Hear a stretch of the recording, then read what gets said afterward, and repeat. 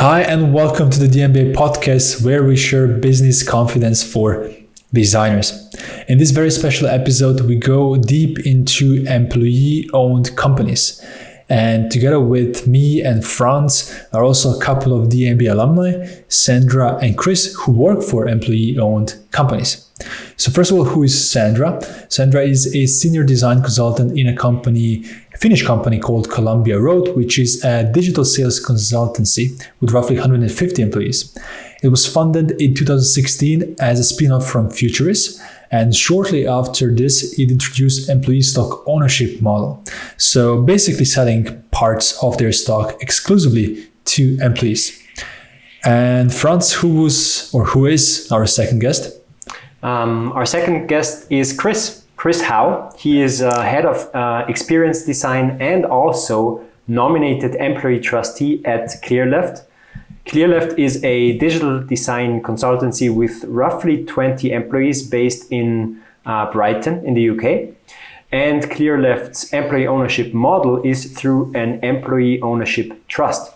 So 75% of the company is owned by this trust, which in turn is owned 100% by company's current employees.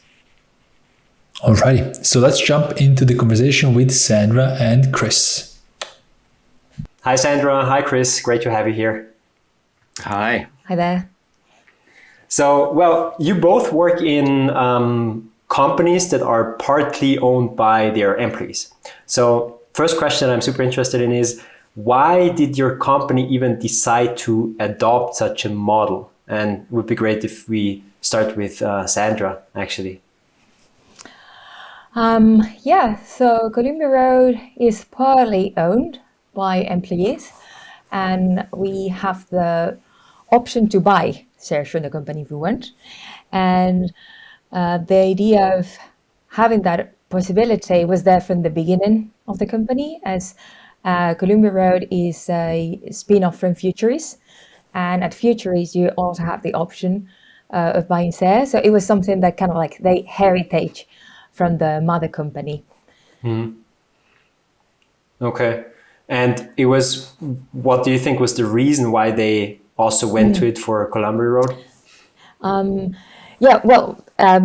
They wanted to give the opportunity for employees to also benefit of the company's success, basically. And of course, it's a very useful tool for employee engagement as well. Yeah, so, I want to talk about the employee engagement later. That's a super interesting one. But I'm also curious about the situation at ClearLeft and Chris. So why did ClearLeft move to employee ownership? ClearLeft has always had a kind of very purposeful mission about using design to improve the lives of businesses and the people using those products. And that culture has been kind of very central to ClearLeft over 15 years. And at the 15th year anniversary, the founders, Andy Budd, Rich Rutter, were looking to what do they do in the future? You know, those milestone markers, I guess, in any business where a founder is, or founders are looking for, what does the future look like? And various ideas had been talked about over the years. You know, do they sell? Do they get acquired? But both of them wanted to keep that essence of ClearLeft, that culture of ClearLeft. And employee ownership was one way of doing that. They could realize some money from the business, realize some money from the hard work they'd put in, and also maintain and ensure the long-term sustainability of ClearLeft and its purpose and its mission. And I think it was a win-win situation. They're both involved still with ClearLeft, but it has allowed the people within the agency to gain a little bit more sense of ownership of that business. From a practical point of view, initially very little changed. And I'll talk about engagement later because I know you want to. That's slowly changing. But I think kind of that long-term sustainable view of a business and making sure that the thing you set up, the thing you really cared about, the mission that you brought to the world still has some longevity even if you're not going to be involved 100% of the time in its future. So basically a succession model for the two founders. A succession model that still allows that agency to exist in a form that they would recognize. Yeah, interesting one. Yeah, I think it may be also interesting to go. Sorry, cut you off. the founders definitely talked about having lots of people they knew who had sold their agencies, and whilst that acquisition of an agency brings you money, the downside that they often saw was that the thing that you started and you really believed in becomes fairly unrecognizable fairly quickly. And I think if you have a business that you believe in and you want to keep it going, employee ownership is a successful way of achieving that. Yeah. That's definitely an interesting thought, as companies might considerably change if they have a new majority stake owner, which is someone different than maybe the employees who worked in that and already learned the vision or internalized the vision, right? Yeah, for Clearleft, it was definitely being able to enable change, and a fairly significant change in how the company is set up, but keeping the essence of the agency in place. Yeah. One thing that I want to maybe state right now, because we already see maybe a little bit of a different spin in these two companies, Clearleft and Columbia Road. Also, the fact that there are two different models of employee ownership that we're looking at, right? So if I understand correctly, Clearleft is Clearleft, or the company Clearleft was sold, or a majority stake was sold to an employee ownership trust, which belongs to employees, and part of the shares, like 25%, if I'm not mistaken, is still owned by the two founders. Yes, that is true. So 75% of the company is owned by, we call them partners, and the partners are all of the people currently employed by Clearleft. So if you join Clearleft next week, you are immediately a partner within that company. And if I was to leave Clearleft, I'm not planning on doing that. But if I was to leave Clearleft, I would no longer be part of the partnership or the trust. And we don't have share ownership, as Sandra was talking about. Mm-hmm. So this is the indirect employee ownership model. And Sandra, for you at Columbia Road, it works through a different model, right? You have stock ownership, direct stock ownership, right? Yeah, that's the difference. I think that in Finland, that type of model that Clearleft have wouldn't work legally. So, and I know that they were, back then I wasn't involved in the process, but I know that they were studying different models, and the simplest and the one that could work the best as well for the employees was that giving the option to those who wanted to buy them in different moments throughout the year. I think that it has been a couple of times a year that we can buy those shares, and it's like if you would buy shares from a company in the stock market, but it's just a private company. Awesome. And Chris, you were touching upon something interesting, which is what happens when an employee leaves the company. And this is a question for both. Like, so if somebody leaves a Clearleft, or when somebody leaves Columbia Road, like, what happens with that ownership? Maybe Sandra first. Yeah, that's something that it might iterate, but as of now, the idea is that the company has the right to buy those shares back. Doesn't necessarily have to, but they can buy them back. But you can also keep them as an employee. As of now, I don't know what is the percentage of people that kept them or sold them, if I'm honest. But I think that the formula is that they will buy them back when you leave. Right. So. Yeah. Okay, so some kind of preferred share back from the company. Mm-hmm. And how is it with Clearleft, Chris? The model we have is that everybody who's employed has an equal stake as a partner. There is no preference for longevity or seniority. Everybody has an equal say within that business.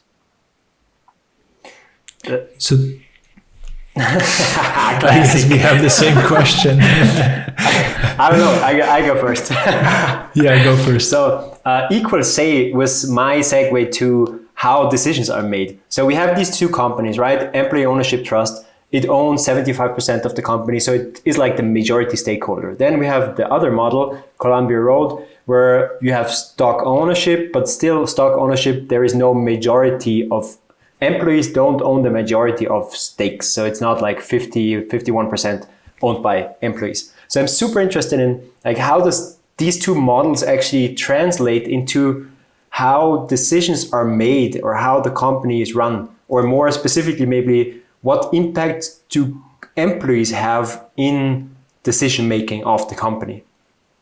And maybe go first with Chris, because they have majority stake, which is very interesting.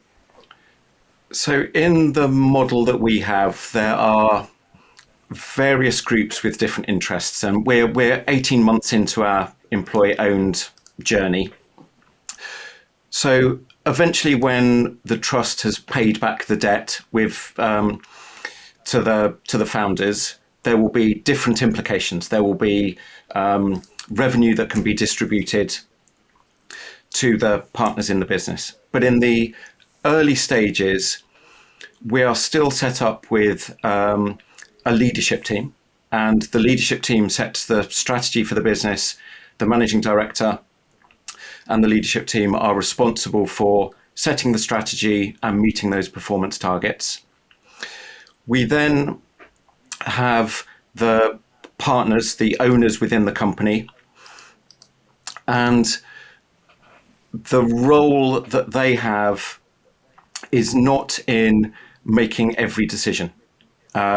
We haven't formed a democratic commune where every decision is equally voted on.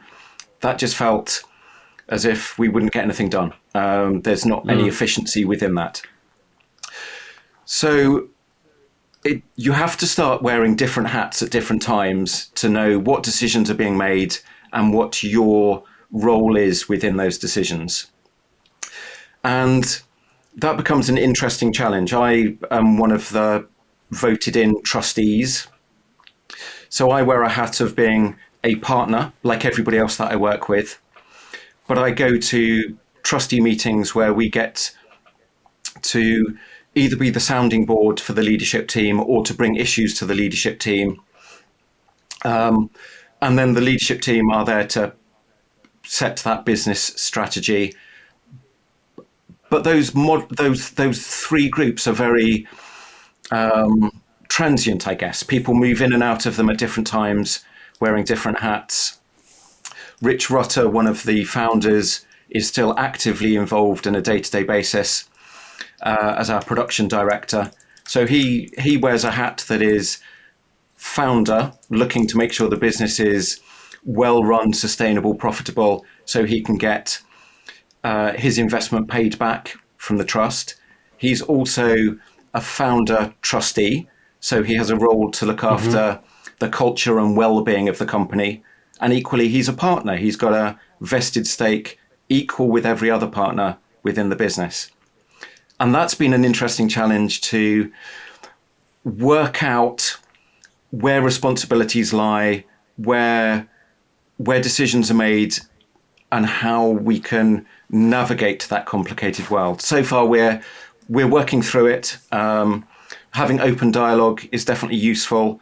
Having moments where we all get together with those various hats on, it's a partner activity, or there's a leadership team meeting that gets communicated. And that's an ongoing process for us. But I think that for me is the most interesting challenge of becoming an employee-owned trust. Is the landscape for people subtly changes. You've got people who are partners who are being encouraged to have a more active curiosity about the business and helping to set the culture and bring initiatives into that business. And then you've got founders who have set this thing up who are being asked to cede some of their responsibility to allow other people and other voices to come into play. And we are definitely working through those challenges as we go along. But we were very keen that our partners, it wasn't going to be an open democracy where everything was decided by everybody. We have to give trust to the trustees who have been voted, and we have to have faith in the leadership team and the managing director to have that strategy. The change for us has really been around encouraging people to be more actively involved in that and to raise their voices more readily in having a vested interest in ClearLeft. Mm-hmm. So it also depends very much on the leadership style or the leadership and their style to accept these initiatives that are maybe now more readily made or also more expected because they're all partners. Yes, and we have, since becoming an employee-owned trust, we have a new managing director who was brought in and knew that we were an employee-owned trust.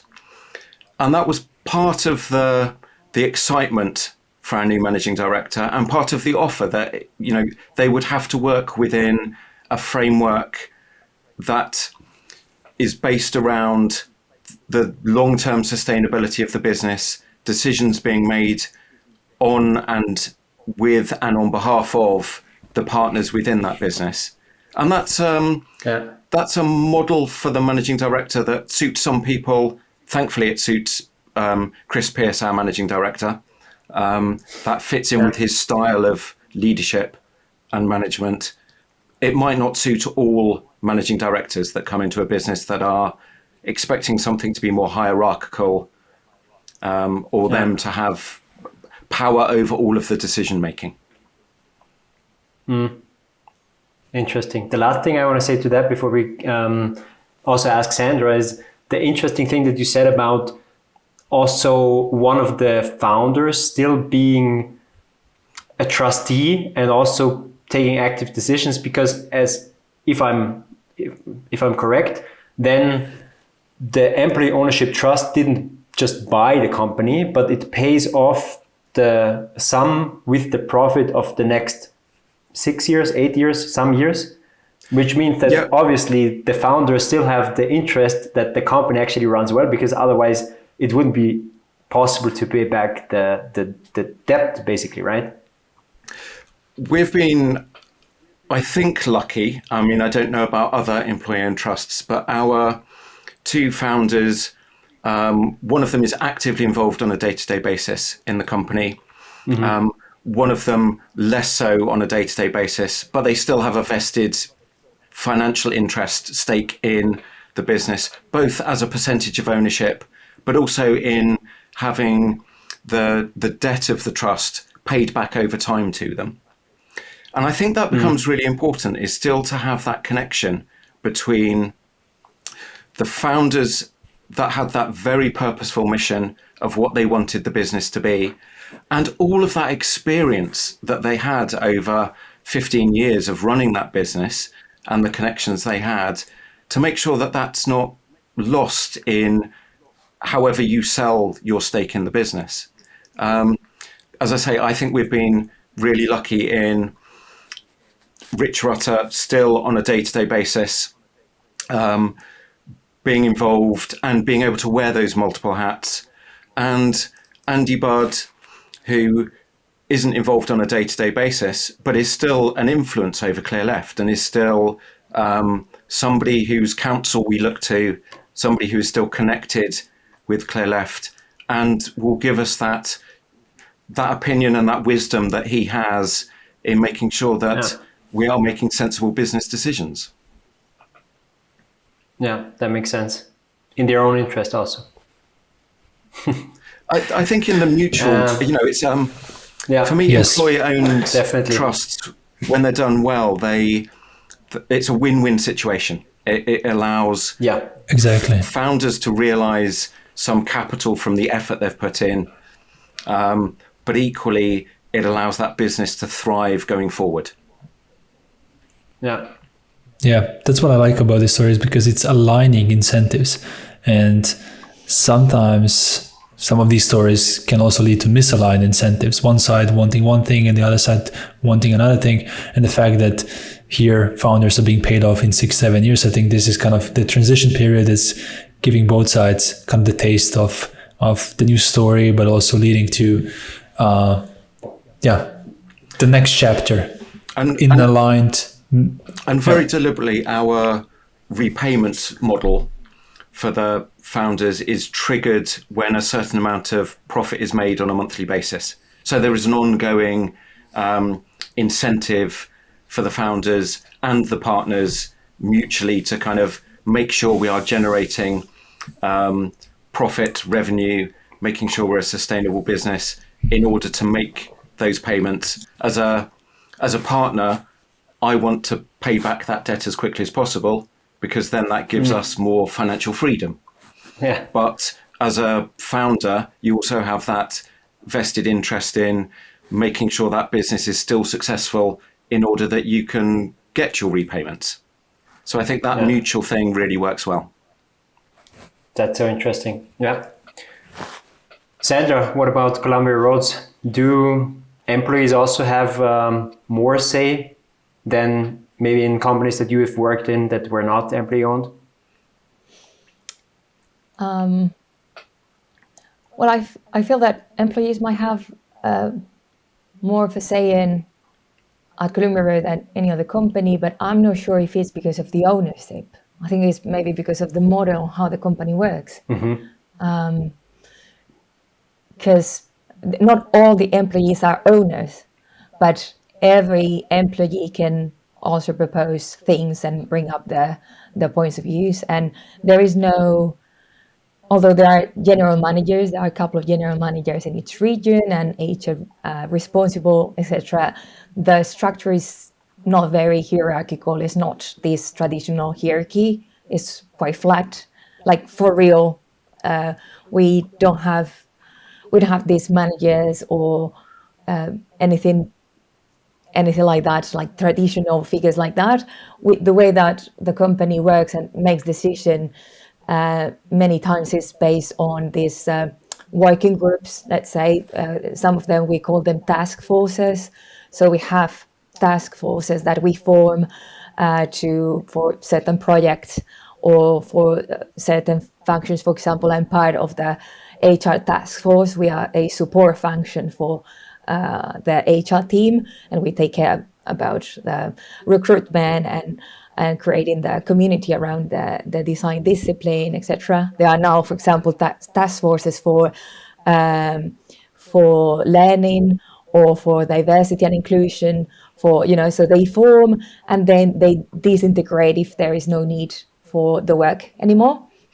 And the general managers, although many times, because they are the responsible of the business results after all, in a way, they have many times the high level view of everything. We might go, as I said, to consult to them because they might have a perspective that we don't have. They are not the final decision makers in everything that we do.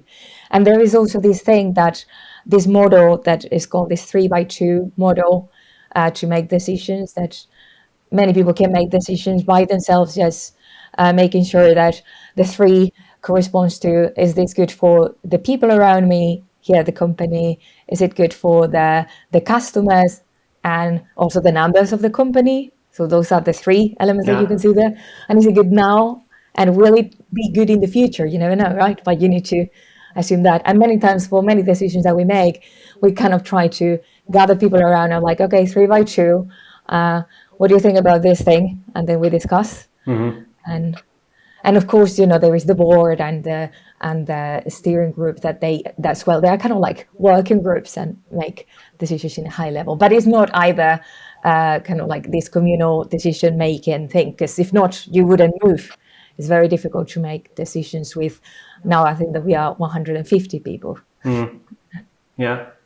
This reminds me of a super interesting study. So I was researching on employee-owned companies, and obviously some attention also goes to, do they perform better or worse, or what happens with company performance, right?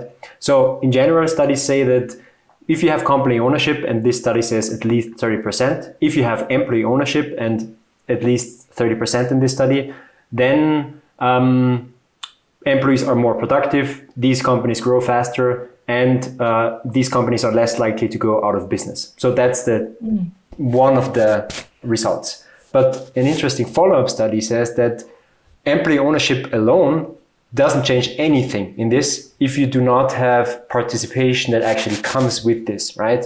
So this is very interesting for me that Sandra says, well, we do have employee ownership, but this stake that you're buying, this share that you're buying, actually doesn't give you anything. It doesn't give you voting rights. It doesn't bring you in the boardroom. But what's maybe just different is the ownership that you feel. And then also people do participate. And that's what actually happens in these companies. And it's not necessarily in terms of, it's not a mechanic there. It's not like I own this, I get more money maybe, and this is why the company works better. But it's also that if you have participation models in place, this is actually what drives performance. I would be fascinated in that study to kind of dig into the nature of the companies that are part of it. Because at Clearleft, we're 20 people, just about to be 20 people. So relatively small company. And we've always had a fairly flat structure, not a huge amount of hierarchy, and a real focus on autonomy, allowing the talent that you've got to do the job in the way that they want to do it. And as a result of that, when we became an employee-owned trust, after the first 3 or so months, we got together, we gathered some feedback, we talked to people about their experience. And one of the common themes that was coming out is nothing much seems to have changed. And we took that as a positive. Yeah. You know, the people still had a voice beforehand and afterwards.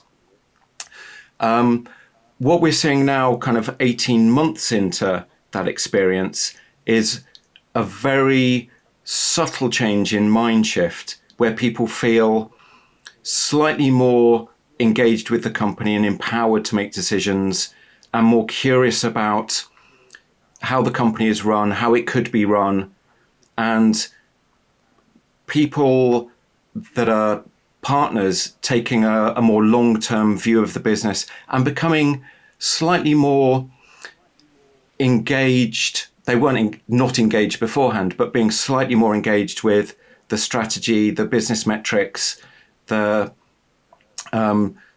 culture of the company in order to make that something that they want to be with for the long term. So I think it feels to me like an oil tanker that very slowly changes, and you almost need to have that longer term view to go, yes, we have made a shift in direction. We have got people to feel more as if they have a say in the company. But when you come from a place that already allowed voices to be heard, already encouraged people to get involved, that shift isn't as radical as going from a very hierarchical management team that then suddenly allows other people to get involved in it. And I'm hearing that from you, Sandra, as well. It feels Columbia Road already had that lack of hierarchy in a positive way and allowed people's voices to be heard.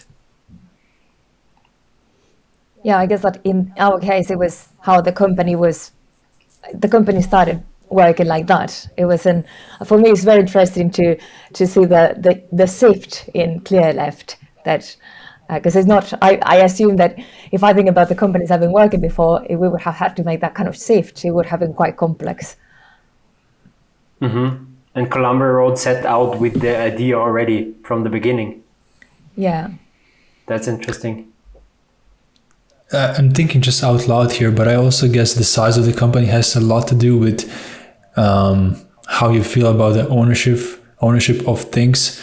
I'm now guessing, but maybe part of that research or a big part of that research was done in bigger companies, like thousands of employees. And then I think the trick is, even if you give somebody stocks or ownership, however that is defined, and if you feel like your work doesn't directly affect the results, you don't feel ownership of the results and you don't feel the ownership of the company. And I guess the smaller the company, the bigger maybe the potential impact of such programs are. Obviously, I'm just hypothesizing, but both of the companies that Chris and Sandra come from are of a smaller nature, on air quotes. So Clear Left is like, Chris, you said 20, and Columbia Roads is what, 150, Sandra? Something like this. Yeah. So that may also be the difference. Interesting thing here is that in my research, I was thinking that this is a new thing, right? I mean, obviously it's not new because there were like farmers were organized like with, like, say, employee or let's say organizer-owned companies already before, and that was ages ago. But I thought, okay, companies like for-profit companies going to employee ownership is kind of a new thing. And then I learned, and I also thought it was about smaller companies. And then I learned about public supermarkets in the US having 1,300 stores. And let me just check my notes, 230,000 employees in the US, and 80% of their stock is employee owned. So they started out as a private company, and then in 1959, they decided as a succession model, exactly like Clear Left. Basically, the founder said, well, we don't want to do this anymore, kind of. And not because we don't like it, but we're getting old. We need to find a succession model here. But we want the company to continue living the values and continue living like it is. Let's make this model. And actually, it's now 20% owned by the company, by the family, and 80% owned by employees. And that's huge, right? That's a huge company, 230,000 employees. And I was stunned when I read this. It would be interesting to learn if also they changed the way that they were operating, to see, as you were mentioning, that it usually is not just the ownership, but also the way that they can participate in the company decision. Yeah. I unfortunately didn't learn a lot about that. But maybe if someone from public supermarkets listens, they could tell us. Yeah. Would be awesome to learn about how employees actually have a say in company decisions. The company in the UK that often gets mentioned is John Lewis Partnership, which is a big department store. They run Waitrose, which is a food store across the country. And they've for a long time been a partnership where when you join, you are part of that organization. And I've always been curious of that, when you're at that scale, what are the decisions you get to make? What's the impact you get to make beyond the sense of being treated maybe more fairly, and maybe that company having more of a purpose in the way that it operates rather than just seeking profit. But yeah, for us 20 people, we've always been fairly hands-on making decisions. That shift hasn't been enormous for us. Yeah. Interesting. And the thing that was also interesting for me, where you said that actually nothing changed for you, but you did feel a subtle change, or you are feeling a subtle change currently. I was actually chatting with, I unfortunately can't name the company where this person is working in, but they are also company employee owned recently. So what they said is that I asked them for benefits. What changed for them? They're like, yeah, obviously it's nice to have a little more payout, because yeah, that's what happens. Obviously, it's also nice to feel heard. But what they are saying was that what's most important for them is that they have, let's say, the safety or the peace of mind that nothing's going to change in this awesome place.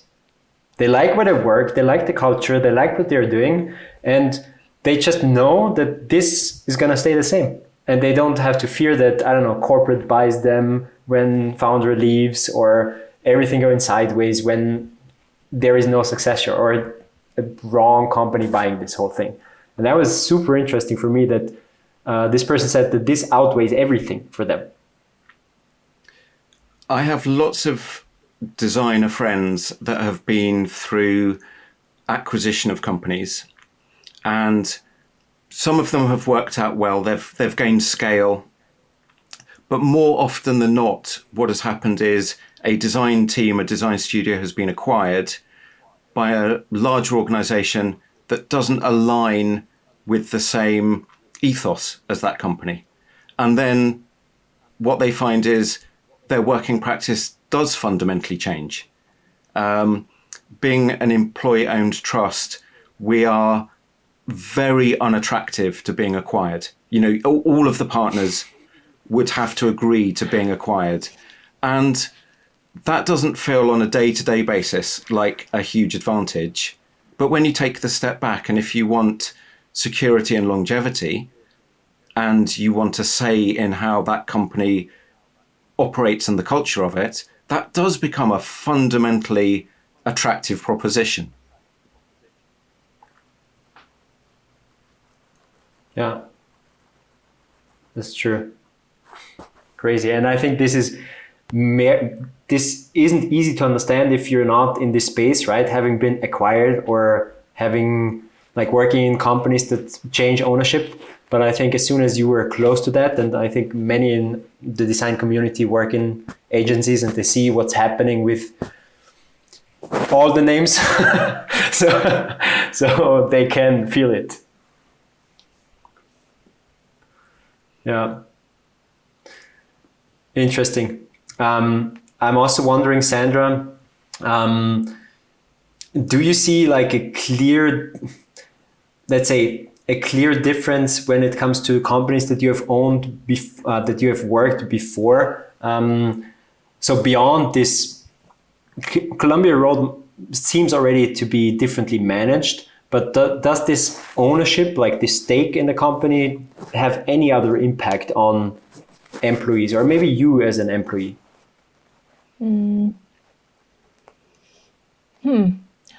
Well, I actually was working before at another company that offers shares as part of the compensation as well.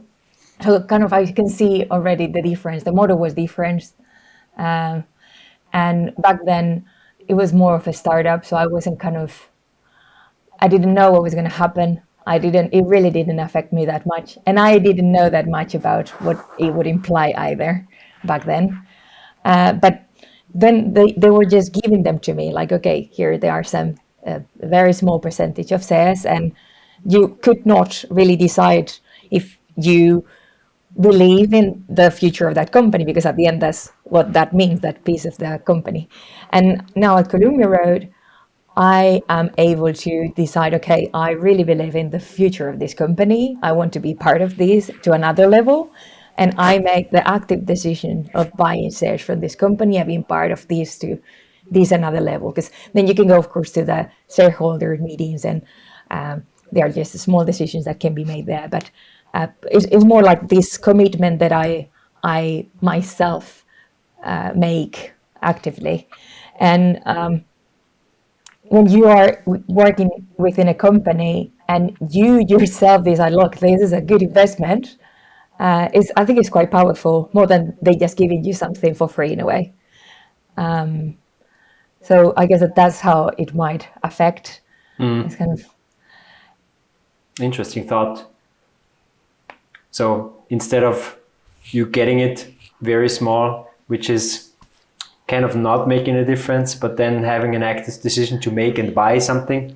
And also, in a way, if you buy, this is like when you buy stocks in the stock market, you also get dividends. So it's also something that you're getting back in a way. You're not gonna become rich, That is also kind of a two-way thing. Like, I'm committing to these, and you're also kind of like giving me back. So I think that is because we have different models of kind of giving back to the employees.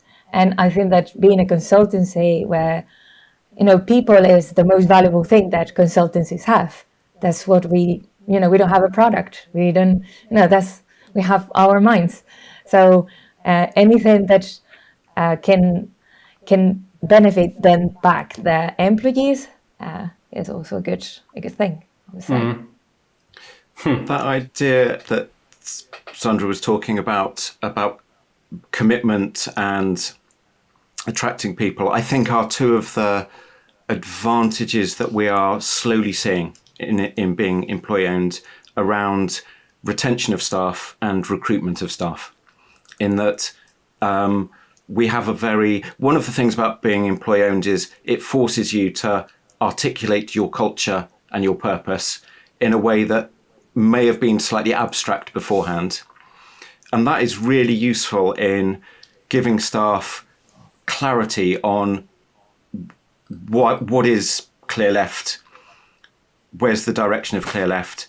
And in recruitment, that is helping. It makes us appealing to people that want to come into an organization where they have a say, and we're not just looking for them to turn up, do a day's work, be paid for that. We want more of their talent, expertise to be expressed within the company. Yeah. And now that you're talking about the, let's say, impact on employees, do you think that there was also an impact on your clients?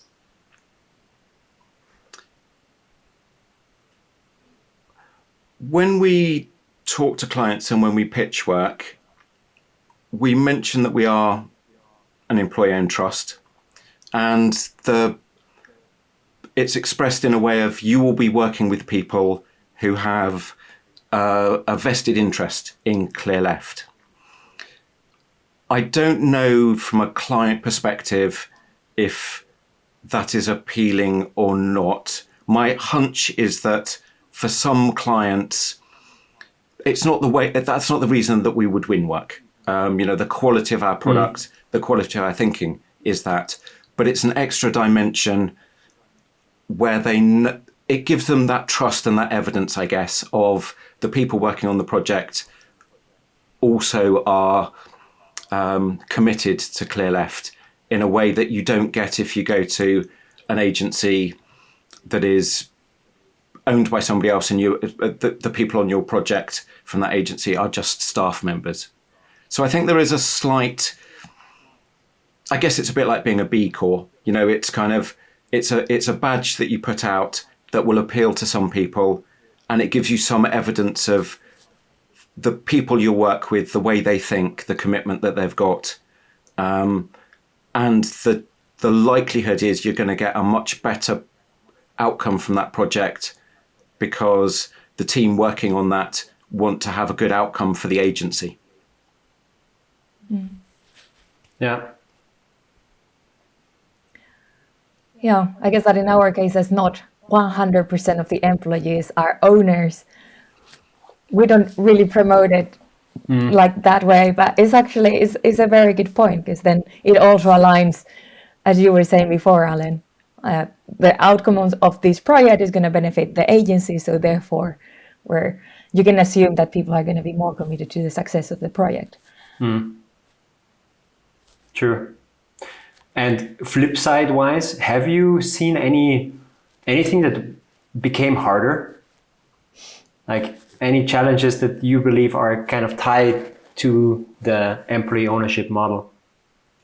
Taxes? For you personally? Yeah.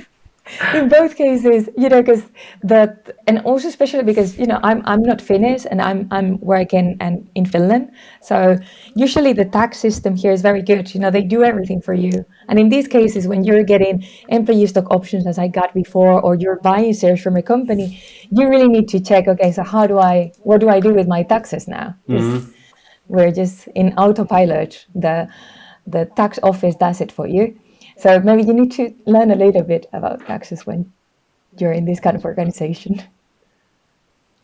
Interesting. I think the two kind of challenges, I don't think they're exactly downsides, but the two challenges that we're faced is in becoming employee-owned, you're asking for the partners to acquire some new knowledge and skills and be invested in that mission. So becoming more business aware and more curious about the business, you're asking people to do that. And that doesn't suit everybody. Not everybody wants to have that connection.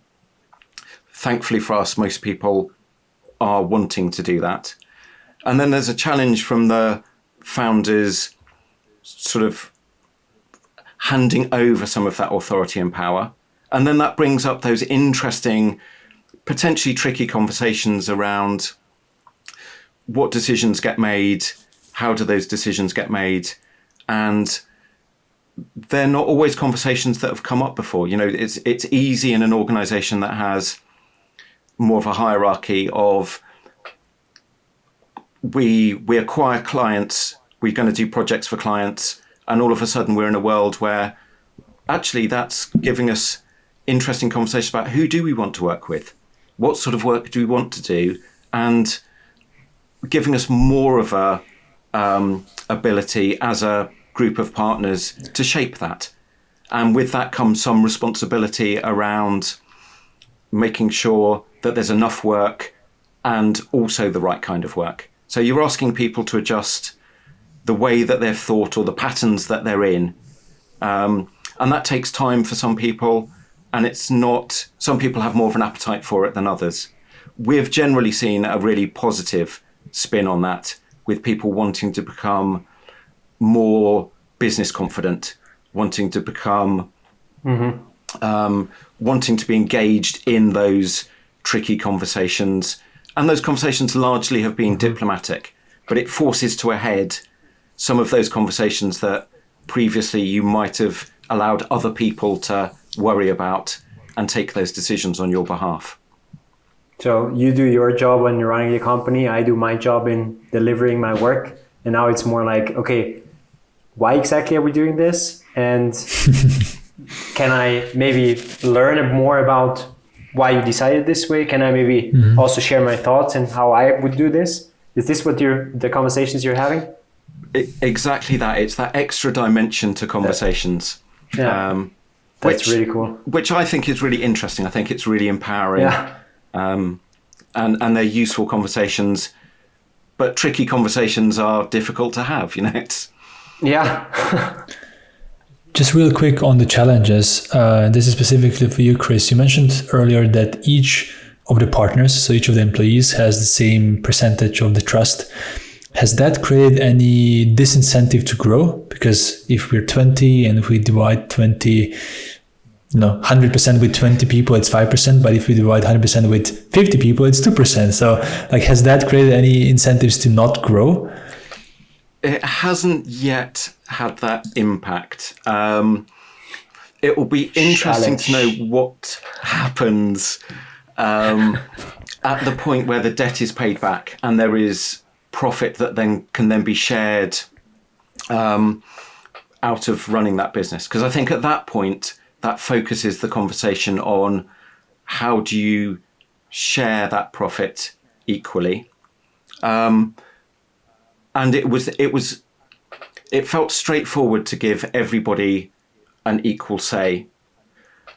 There are, other models are available. Longevity, seniority might change how that operates. Currently for us, it's employee ownership is more about giving everybody equality and giving everybody a say in that.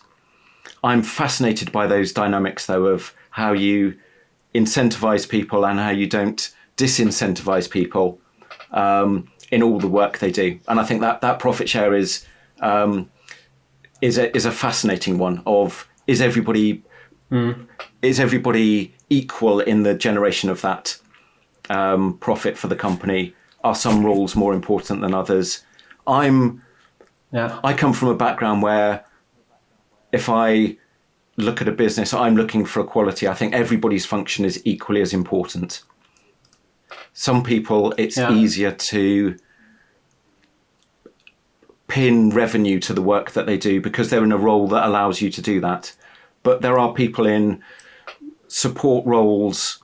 There are people in projects that might be, they might think of their role as being lesser on that project, but you need all of those people to run a successful business.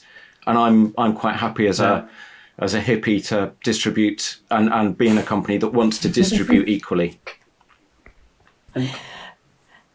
This is just bringing us to a different level of the conversation, which I'm really happy about, because we're talking now for almost 50 minutes, and we have always downplayed the role of money until now, right? Everybody said, yeah, it's nice to get a little more profit. And everybody said it's about it's about feeling ownership, it's about enjoying what we're doing. But ultimately, why I think this model is so interesting is that it also like can do a huge job in like redistributing wealth and redistributing how like our economy works. When we think of accumulation of ownership of companies, which was very big in the last centuries, where maybe a few centuries ago we had many family businesses, small businesses where many people equally benefited. Now businesses grow bigger. We have, let's say, accumulation of ownership, and then we have employees who earn their set dollar or euros or pounds. But this completely changes the whole thing, right? And this is why I think this is so interesting, because on the one hand, it seems to be great for everybody who works in such a company. But on the other hand, it seems to solve also much bigger challenges in our economy or in our society. And I'm curious to hear your views on that, both of your views.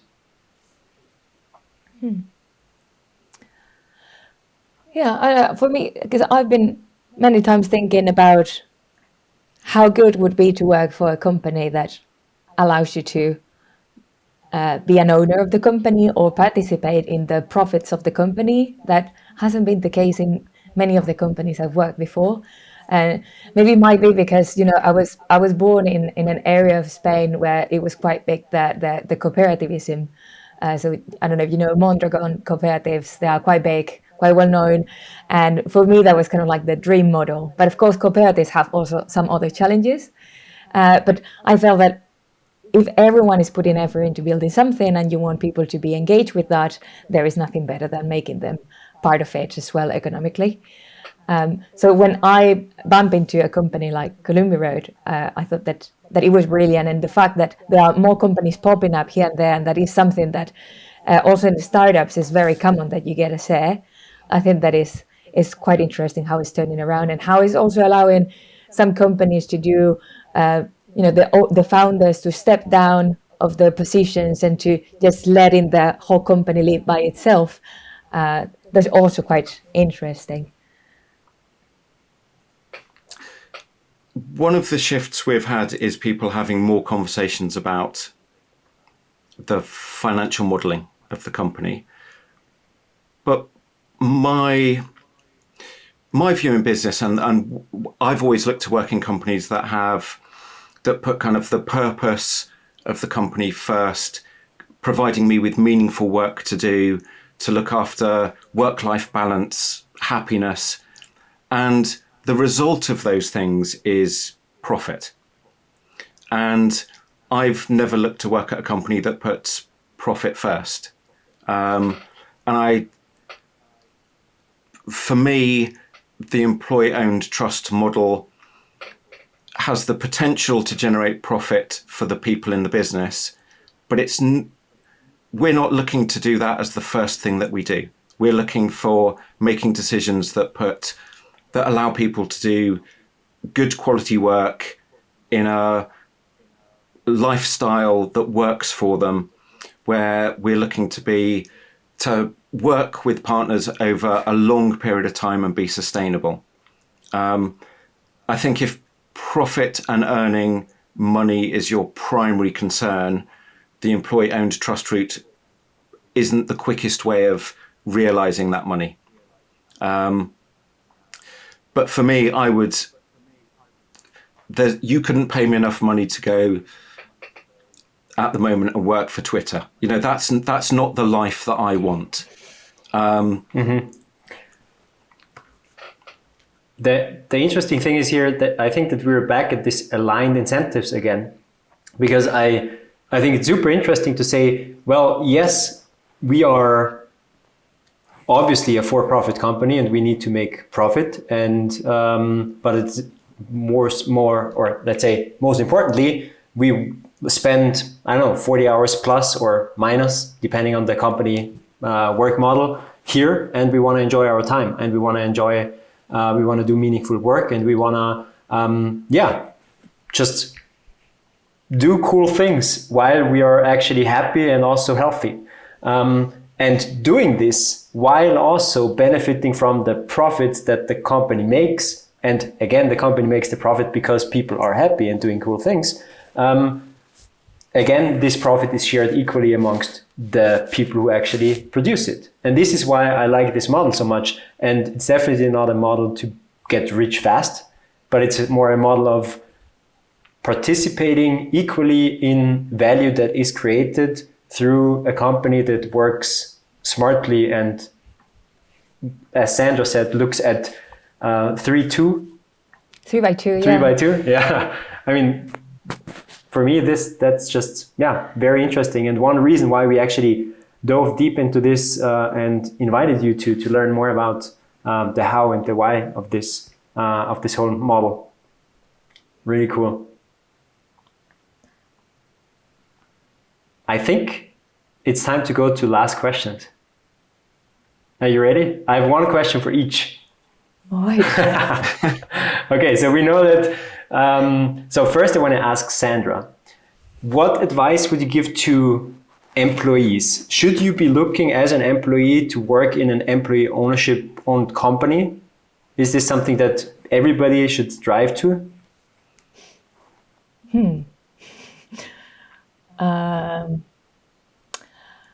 Well, I mean, for me, it has worked pretty well for the last two companies. So I would say yes, just do it. But you need to learn about the taxes before making that decision. I had to pay a lot of taxes with the previous company. But I would say so, because especially if you believe in the goal and the way that and the culture of the company, it's for me, it makes me feel much more connected to everything. Like I'm part of it. So if that's what you want from a work, from a job for yourself, I would say so. Just go for it. That's interesting. And interesting because maybe some people are doing a job in order to get money for their life. But if this is something that you want to do, be very connected with what you're doing, then what I'm hearing is then this is an interesting model. Yeah, and also, I don't know in this consultancy work how it would work, but in the previous case as well, at the end, the company was very successful, so I was very lucky. It might happen that you're not that lucky, but for me it was like a very, very nice surprise that I got this in return of all my hard job the hard work that I've done. And as you mentioned before, and this is a personal opinion, they're connected to Columbia Road. I don't know if they believe on that or not, but for me, that what you said about companies that has been getting all the value for the employees and they haven't been giving back. And just because the company is the value in itself, just the company is nothing without the people. Then nothing happens. So I feel that it's fair to say that benefit. So I would recommend in a nutshell. Nice one. Chris, what advice would you give to companies? Should they be transitioning to employee ownership?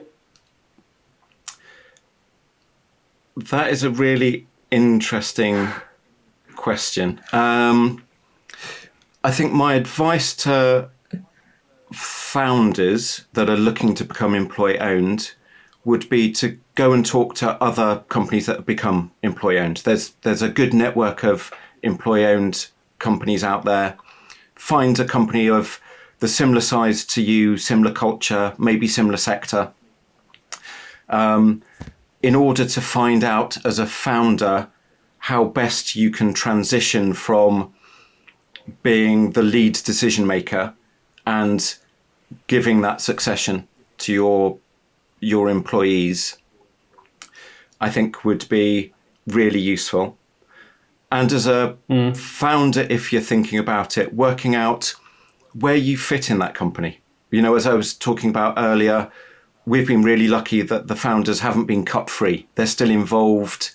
in the business, and that's important to have that continuity. So I think if you're looking to sell as a founder, looking at how you want to make that transition and being transparent about how you want to make that transition. And then for both founders and people within the company, I think there are two things that would be really useful to help with that change. One of them is